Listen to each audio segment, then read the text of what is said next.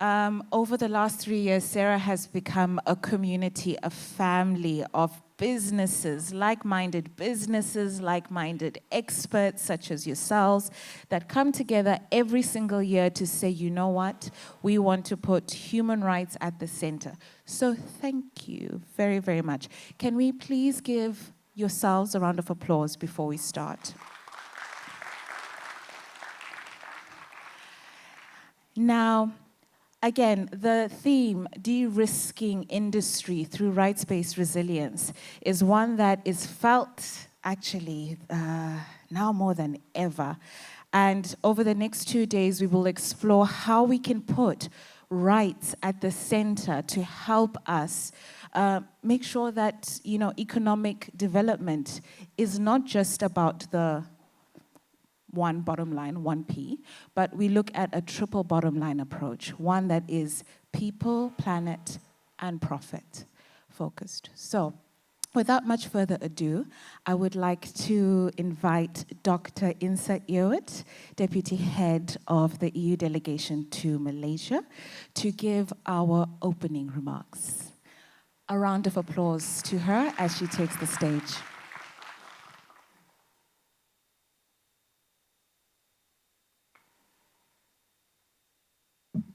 Good morning. I'm very happy that I don't have to wake you up anymore, since that was already done, since I am the first one speaking to you today at this conference. So, dear Edward, dear colleagues from UNDP, colleagues, ladies and gentlemen, participants, good morning, Salamat Sejahtera. It is my real pleasure to welcome you this morning on behalf of the European Union. And for those, I understand that there are participants that might not be here from Malaysia. Also, welcome to Malaysia. I'm happy to see a relatively strong turnout despite the early Monday morning start. And I think that this really shows your dedication to this topic that we are discussing over the next 2 days, corporate sustainability and environmental rights. I, in particular, would like to thank UNDP for inviting me to open this dialogue, because corporate and environmental sustainability is actually one of the first topics that I worked on back in 2012 when I joined the German Development Corporation, GIZ. And 14 years ago, I remember at that time, we were visiting a bunch of companies trying to explain the very basics, ensuring that fundamental environmental and human rights help reduce risks and costs down the line. And I'm very happy to see that today, 14 years later, the conversation through the work of many partners has moved substantially forward. That across global markets, sustainability is no longer framed only as voluntary corporate responsibility, but that there's a simple recognition: environmental degradation and human rights impacts are material financial risks, and they must be managed as such. This conference is also taking place at a time where the relationship between business society and the environment is being fundamentally redefined. In Europe and in Asia, in many places in the world, de-risking has become a new keyword. We talk about de-risking all the time in the European Union, and what we mean when we say de-risking is that we have to ensure that we are not over-dependent on single sources of key resources, and that we need to build sustainable supply chains. And I think that in the current crisis that we are living through today, where we see oil and fuel prices rising further each and every day, this shows us how important it is to de-risk and build resilient economies. But the theme of the conference, de-risking industry through rights-based resilience, also shows that de-risking has to go beyond that bit of de-risking. So it needs to take into account natural risks, to fundamentally rethink the way our economies and societies are structured based on sustainability principles. Sustainability for the environment and sustainability for our people. Taking these principles into account is the first element of de-risking I want to highlight. So for us in the European Union, there's a clear policy direction. We love policies in the European Union. We recognize that the right to a clean, healthy, and sustainable environment is a fundamental principle, and we have embedded this in our legal and regulatory frameworks. and most notably in the one that has a bit of a complicated name. It's called the Corporate Sustainability Due Diligence Directive, so we abbreviate it as CSERA. But this directive means that not only do we want to take these principles into account for ourselves in the European Union, but that we expect that those that are part of our supply chains also take those principles into account. So the second principle of de-risking is that it does not work in isolation. It requires dialogue, partnership, and shared learning, especially across regions where regulatory frameworks, capacities, and market conditions are different. And that is why I think conferences like today and tomorrow are so important.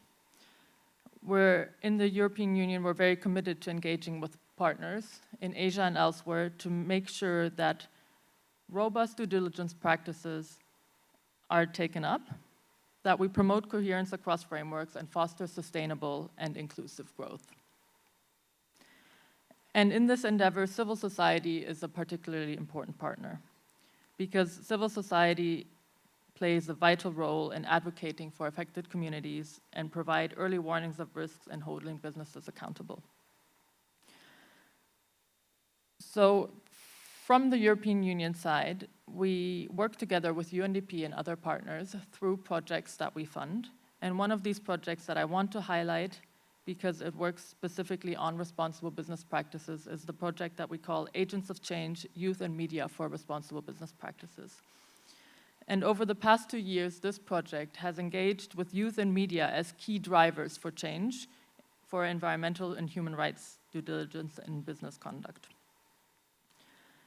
The project has focused on youth-led campaigns and digital storytelling initiatives to spotlight responsible business conduct, and has fostered regional consultations that have allowed young people to contribute to important regional frameworks such as the ASEAN declarations on the right to a clean, healthy, and sustainable environment and the right to development. And I'm particularly happy to see the Youth Hackathon as part of this conference that creates a space for young people not only to engage, but also to develop solutions themselves and to have a chance to present them to industry experts. Media plays also a specific role, and that's why the project has promoted trainings to have more informed issue-based and solution-based reporting on issues such as labor rights, environmental justice, and corporate accountability. The EU and UNDP have worked together with Malaysia on Malaysia's National Action Plan on Business and Human Rights, which was launched last year, and I think this is a very good success. But work has also not stopped with this launch of an action plan, because we know very well that the effectiveness of any policy really hinges on its implementation. And so we continue to promote the active engagement of youth, media, and civil society with a particular focus on human rights due diligence, strategic litigation against public participation safeguards, and on environmental rights. And these experiences have led us to a broader realization. If we are serious about de-risking and truly sustainable business practices, we need to further invest in regulation, in responsible purchasing practices, and in capacity building, but also in long-term partnerships across government, businesses, civil society, and above all, the dialogue that we are going to have amongst ourselves today and tomorrow. So conferences like this really allow us to bring together different perspectives and to learn from each other and shape collective solutions. So alongside the official program, I hope that you will really benefit from the insights you will gain from all the experts that you will be hearing from, that you will benefit from the people you will be meeting and the conversations you will be having. And I'm certainly very much looking forward to this. So with this, I would like to leave you for the rest of the program, and I wish you a fruitful and productive conference. Thank you very much. Terima kasih. Thank you so much, Dr. Insa, and also just for outlining, this key partnership and collaboration and inter-regional collaboration between ASEAN and the European Union. Next, I would like to welcome UNDP's resident representative, Mr. Edward Verkich. I've been practicing it. From UNDP, Malaysia, Singapore, and Brunei Darussalam. Over to you, Ed.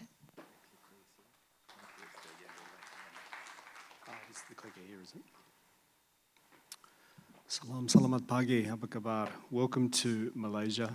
Thank you, Insa, for your insightful remarks. I was just saying it's a very hard act to follow, so I'll try my best. I've got a small presentation. I find it easier to talk to numbers, and I thought with the mix of people here from around the region, it might be worth just to reflect on a few things. I think before I start, UNDP is very proud to partner with the EU. I'd like to thank the European Union for its ongoing partnership. I think when the EU and the UN move in the same direction, it's quite a formidable force. It's a great thing.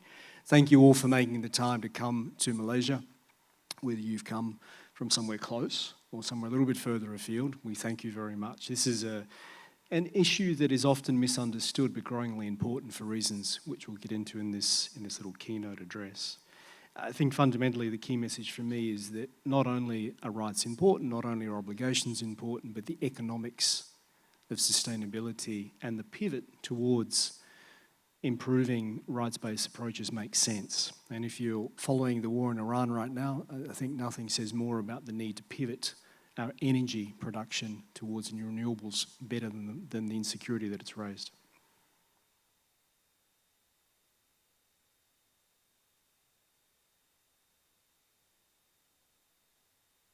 You'll have to forgive me, I'm not the best with technology. Thought we'd start with the numbers. So, a few numbers in relation to pollution. It's quite fundamental, this question of rights, particularly for the South, or the emerging South, global South. There's at the moment about 7.9 million people a year die from air pollution-related diseases, okay? That means that this is in the form of heart attacks, strokes, lungs, lung cancer, etc. So this question about 7.9 million on average preventable deaths, and that's just from air that is not clean. The question of water pollution, and these are the four big ones, I've picked these deliberately. At the moment, we think about 1.7 million people a year die from untreated water or from waterborne illnesses. About 80% of the wastewater globally is untreated, and the worst concentration of this is actually in South and Southeast Asia, which is quite pertinent and relevant to this here. About 17% of the world's arable land is degraded or contaminated with chemicals, heavy metals, and microplastics. That's a direct implication on food production, which I'll get into in a minute, but it's a big number. It affects about 3.2 billion people directly, whether it be for food security, economic security, or a combination of both. And the greater pressure on arable land, the greater pressure on your hip pocket. And at the moment, we put into the environment about 8 million tonnes a year of plastics. And I'll get into the implications of this shortly. There's about 8 billion tonnes is the sort of estimate globally of untreated plastic. I have flown over the Pacific where there is a convex of plastic. It's literally an island. It's not being dealt with. So this is breaking down. This is long-term impacts for all of us. Okay, but there's some human costs, and I don't want to lose sight of these. Okay, this one was a stat that I thought was worth putting up. So about 99% of children in the world are exposed to at least one of those four hazards. Arguably the vast majority, a lot more. About 300 million children living in extreme poverty correlate with toxicity in environment, particularly plastic pollution, air pollution, water pollution. So if you think about the economics of that, the next generation of labour coming through is greatly impacted. And there's a cognitive ability. It's about 0.5% of global GDP is lost in the reduction of student grades coming into the labour force. It's been quantified. We're on track to lose 1% of GDP by 2060. So these numbers, this is the labour force coming through, right? We're consuming about 250 grams of plastic a year. That's the equivalent to 1 credit card a week. So I just want you to think about that. It's the equivalent of eating 1 credit card a week. I see Belinda's face, she's horrified. And I think I've deliberately picked a credit card because effectively we all use them, right? So your bank card. So it's like eating 1 bank card a week is what we're currently consuming. That's the global average. For those in the developing South, in extreme poverty, it's more. because the use of microplastic and single-use plastic is a lot higher. Has direct implications for fertility, well-being, and we are now finding cognitive decline and long-term degenerative brain diseases directly associated with the ingesting microplastics. So the body of science of this is becoming quite substantial. Coming back to that question about the degradation of land, that's what it costs agricultural production. So we lose about 15% globally of food production because of the land degradation. There's a direct economic impact, a direct food security impact for many. And it's something that could be easily addressed, but we struggle to do so. And we're losing about 10 million hectares of forest annually, which is equivalent to something like 700 times the size of Singapore, if my numbers are correct. You'll have to forgive me on that if they're not.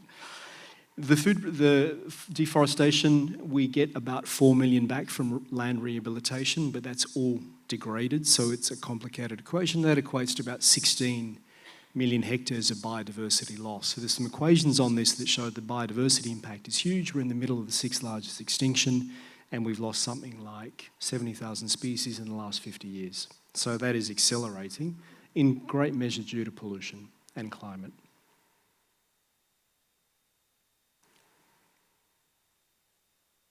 Okay, some of the economic costs. So pollution, the estimate at the moment is about 6% of global GDP. Global GDP is about 70 trillion annually, so we're losing about 6% a year as an impact of pollution, environmental degradation.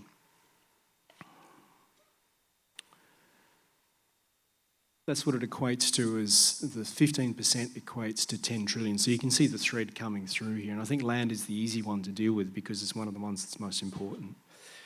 The question around degradation is one that really equates to a lot of problems also with displacement and greater pressure on urbanisation. And if any of you were trying to get into the traffic this morning through KL, you see what that looks like, and it's even worse in places like Bangkok where some of my colleagues are.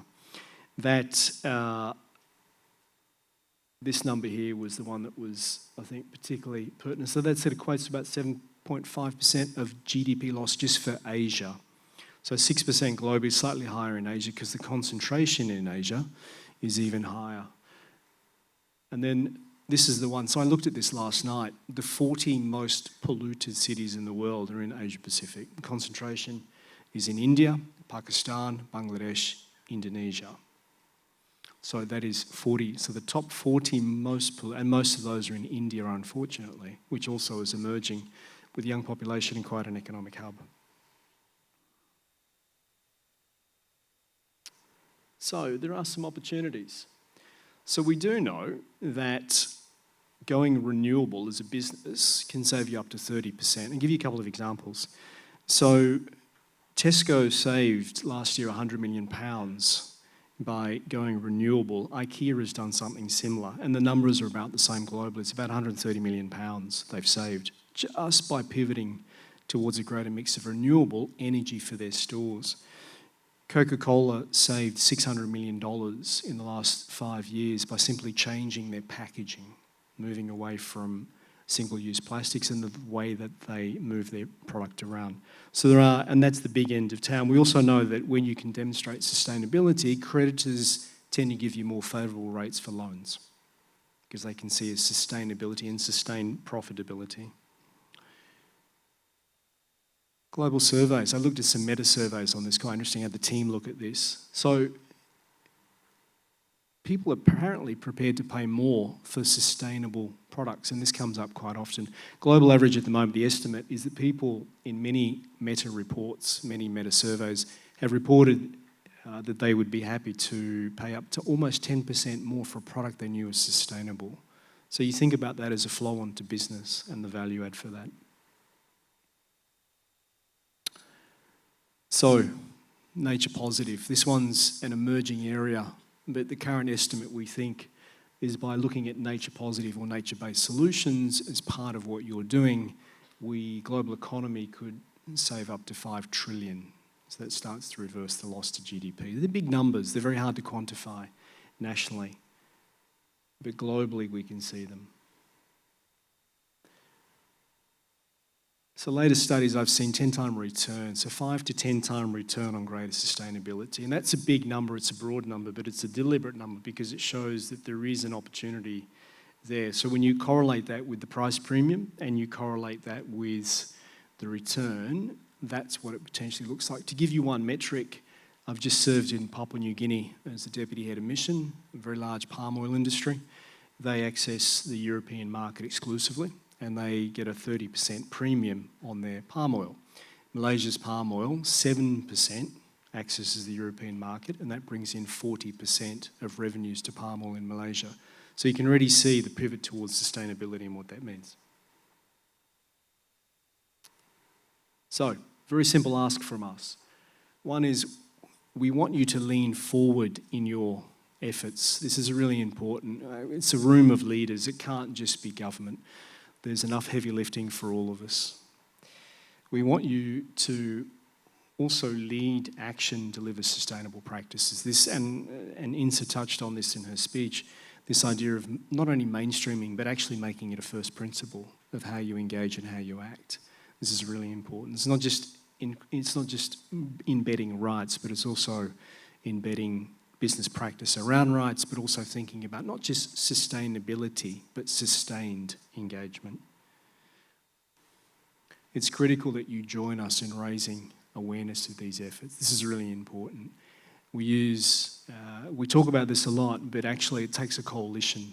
I'm not wanting to borrow any phrases that are very popular at the moment around coalitions and willing, but it does take a coalition of action. Otherwise, there's more than enough heavy lifting for all of us. And on this last one, I think, is the question about the pledge to act now. And I think there'll be some work over the next few days looking at this, but very much starting to commit to a change. We talk about it a lot. I think for people like myself, I do spend a lot of time talking about these things, and we see it coming through in business. I think the time is now right to come together and start to push this collectively. I'll finish on that note. I wish you all the best for your deliberations over the next 2 days, I think, and I'll see some of you around. Thank you very much.